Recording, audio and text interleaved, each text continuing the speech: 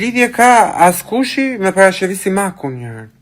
Se janë dy breza krejt të ndryshme, të larta, se për talent nuk po flasim se ka fare krahasim këtu, më thënë, dhe nuk dua të jem as cinik, se më vjen dhe keq, më vjen keq për këta askush, më vjen vërtet shumë keq që se nuk e di, në Zot ka besim ky askush se është gjyna.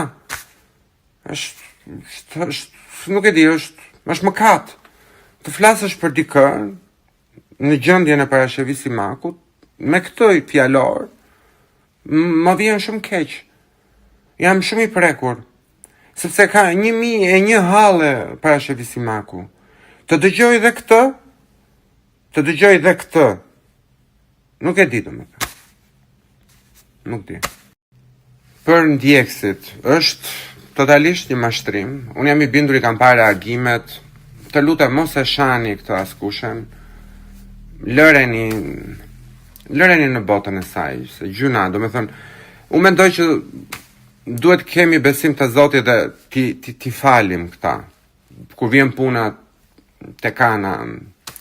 E di që jeni, nuk kanë fjalë, e di që jeni shumë të mërzitur, se inboxi po më qahet nga mesazhet. Mos e vrisni mendjen, ju premtoj që do ta ndjek unë në gjykat, në mënyrën më civile, në mënyrën më njerëzore, dhe të respektohet ligji shqiptar për shpifjet dhe për denigrimin e figurës së dikujt, aq më tepër në situatën në të cilën ndodhet parashevisi Maku, e cila nuk mund të mbrojë veten. Pra, në këtë rast t'i japim një mësim kësaj vajze të re që të mësohet të flasë herë tjetër me kujdes.